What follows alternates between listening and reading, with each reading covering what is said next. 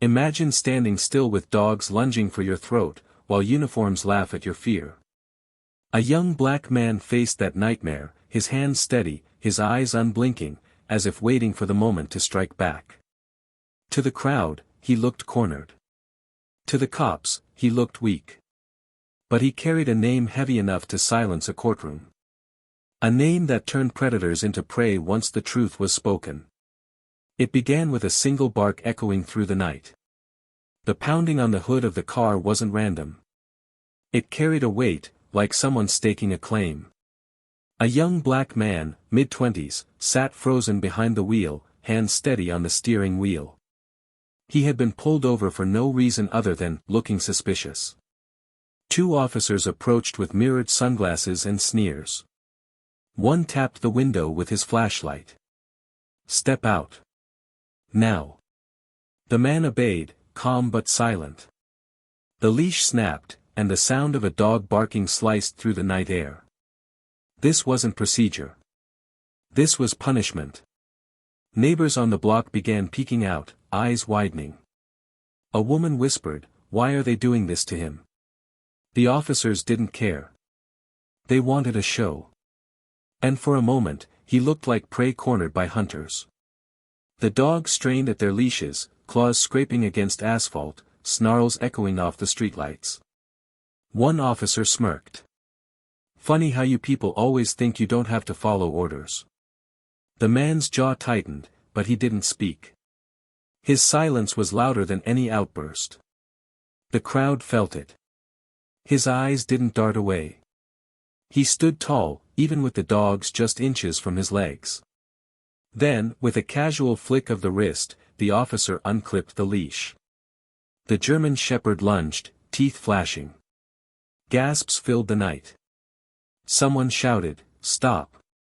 He didn't do anything. But the bite never landed. The man shifted half a step, enough for the dog's momentum to crash against his arm, grazing instead of tearing. His hand, steady, pressed down against the dog's harness. Controlled.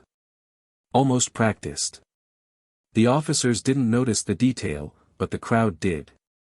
And that detail whispered that this wasn't just an ordinary man.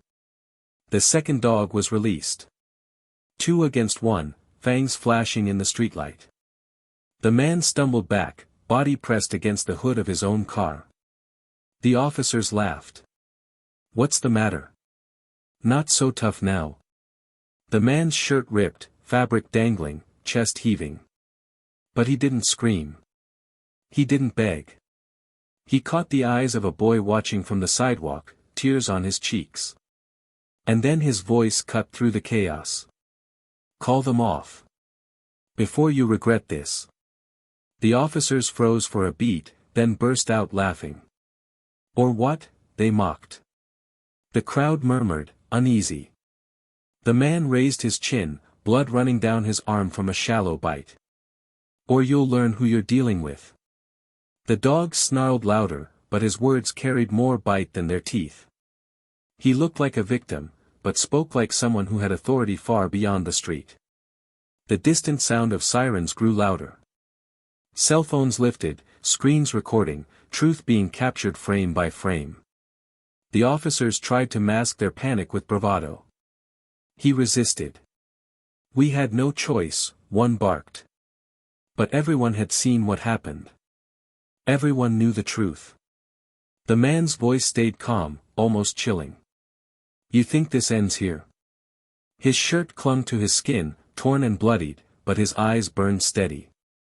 Silence fell heavy until flashing red and blue lights washed the street.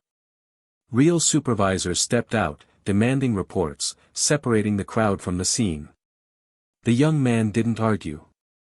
He didn't shout. He just watched as the officers stumbled through excuses, sweat dripping from their temples.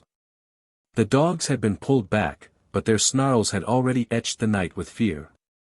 For a moment, it looked like just another case of injustice, another man crushed under the weight of a badge. Until the courthouse 2 weeks later turned everything upside down. Inside the courtroom, the same officers strutted in, confident, certain their uniforms would shield them. They didn't expect the man to walk in flanked by lawyers dressed in tailored suits. They didn't expect the gallery to hush as an older figure took the bench, his presence alone bending the air. The judge leaned forward, gaze sharp. "I know this family," he said. The officers stiffened. The truth rippled through the room, this wasn't just some random black man. This was the son of a mafia boss whose influence stretched far beyond the courthouse walls. Evidence played on screens, the video, the commands, the moment the dogs were released. Every second undeniable.